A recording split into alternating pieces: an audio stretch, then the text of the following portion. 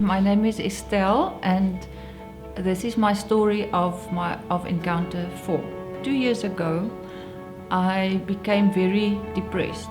These suicidal thoughts would come, and I always thought I would never, do that to my kids, my children. I would never. But then it came to a point where I actually had the thought that they would be better off without me. The more depressed I became, the more I isolated. I didn't go to cell at all. I just couldn't face people. I was really in a very bad space, and the worse it became. And I also couldn't go to God even. My then cell leader invited me just for a coffee over a weekend, and then I explained to her, where I was at, and that I was really in a bad place. And then she said, "No, but you mustn't go through this on your own. I will come and pick you up. We'll make a date with another lady in church, Karin, and then we will pray with you, and we will, So I said, okay, but I was just sort of being polite because I really had no hope.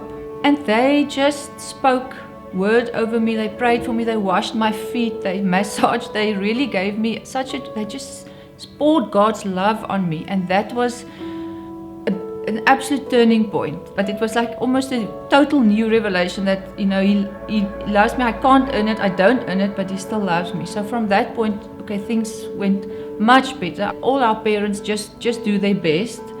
But because they have also been hurt and things happen to them, they can also inflict wounds on us growing up.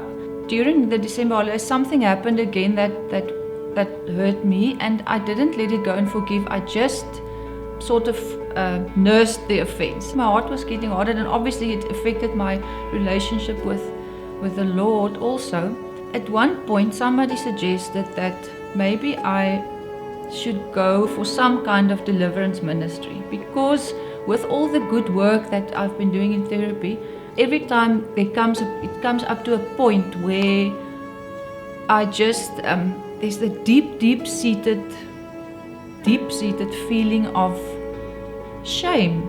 In the announcements at church, they said there's an Encounter 4 coming up, which is the Liberty Encounter. And I mentioned to my husband the one evening, I was thinking maybe I should do the encounter. Towards the end of the worship, Ross said he is seeing, Lord showed him something. It's a lady, and the lady, somebody hurt you, and you are looking at that person walking away from you, and you are focusing on that person, but God the Father is standing right next to you, behind you, and He's saying to you, just turn into my embrace. You just knew it was me, but I was so sad because I thought, I can't. I really want to. I don't know how. While they prayed for me, God really just said to me, I will do it. I will deliver you. Then Ross just mentioned that evening, just before we broke and went home, he said, remember, if you have unforgiveness in your heart towards anyone, you need to go and forgive that person so that you can be delivered. Like, okay, I was rather hoping for the other way around. Saturday we came back, and I was kind of hopeful and expectant, but also not, I was just sort of floating along. So we started again the morning in worship, and we barely, I'm not sure if it's the first or second song, the Lord just touched me. I just began to weep and weep, and I just forgave. I just said, I forgive, and it was just so, the Lord asked me, and I just said, I forgive, I want to forgive, and I forgive everybody.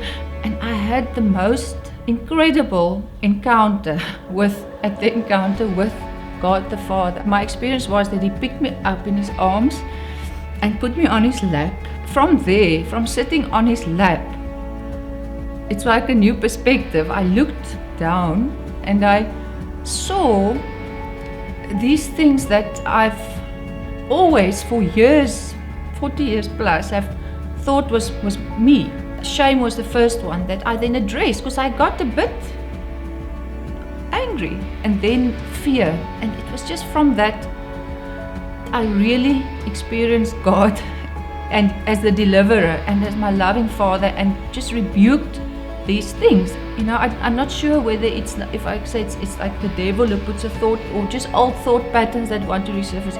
In a situation, for instance, I really where I would say do something for somebody, then the idea would just come to say, no, your contribution isn't valuable, you don't really know what you're doing. And then I could recognize it and not just go with that thought and say, no, that's not true. Afterwards, I had such gratitude to, and I just realized that is how the church works. God does the work, but we, the saints do the work of the ministry. So that really encouraged me also just to become part where I can, to make myself available for encounters, to facilitate.